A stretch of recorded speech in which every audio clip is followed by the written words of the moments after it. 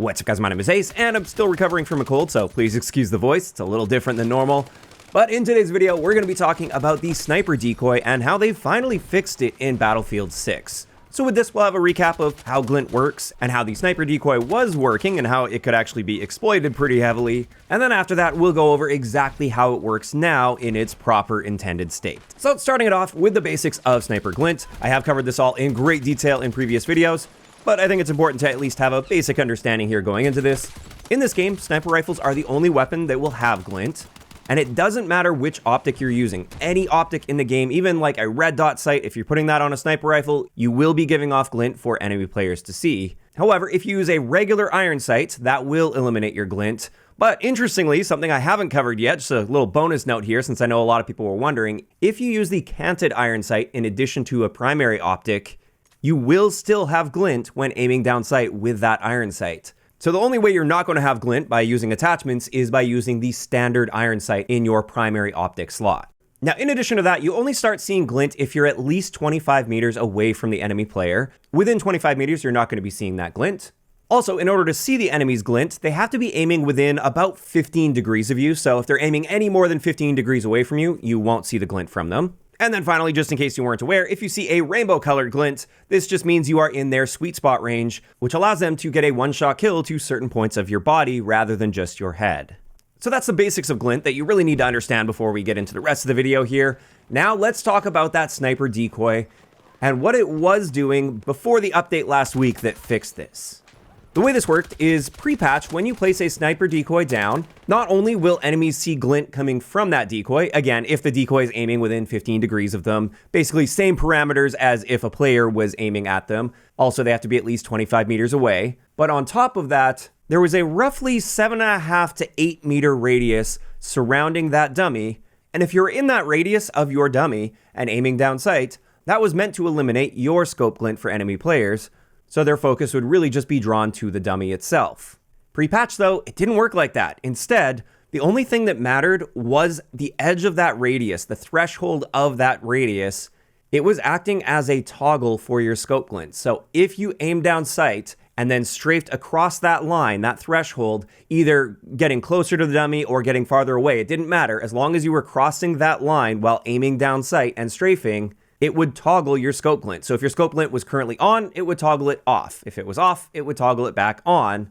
And that was it. And therefore, that could be exploited pretty heavily because you could just place a decoy down, aim down sight, strafe about 8 meters away from it while aiming down sight, crossing that threshold, that would toggle your scope Glint off, and then you could go wherever you wanted on the map with no scope Glint present whatsoever.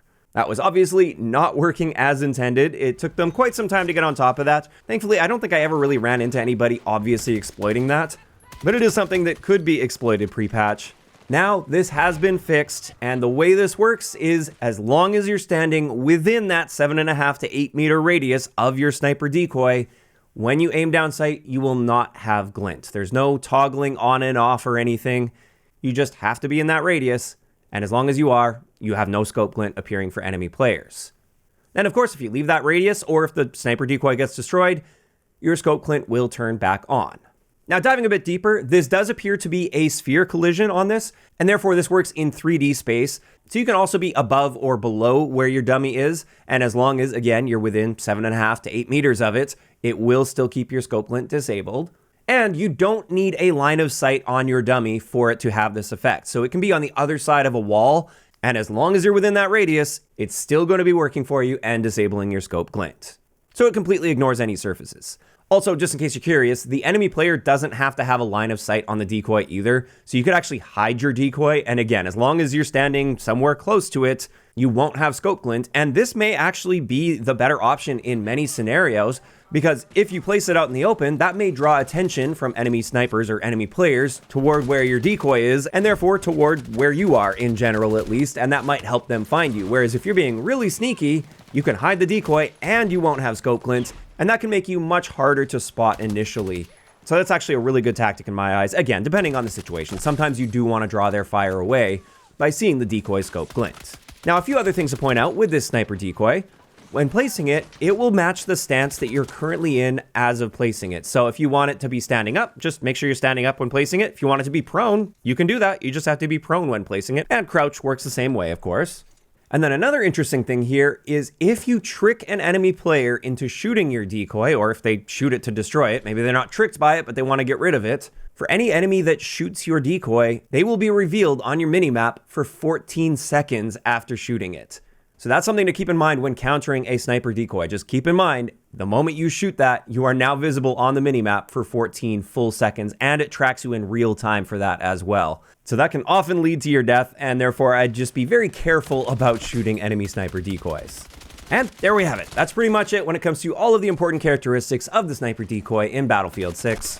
And overall, I'm really happy they got on top of that bug because I quite like how this works now. It's a lot more consistent. The thing about that bug previously that was annoying is you never knew if your scope glint was toggled on or off. So even if you were aware of that exploit and trying to take advantage of it, it was hard because you didn't really know for sure if you just toggled it on or off, and you don't get any feedback telling you one way or the other.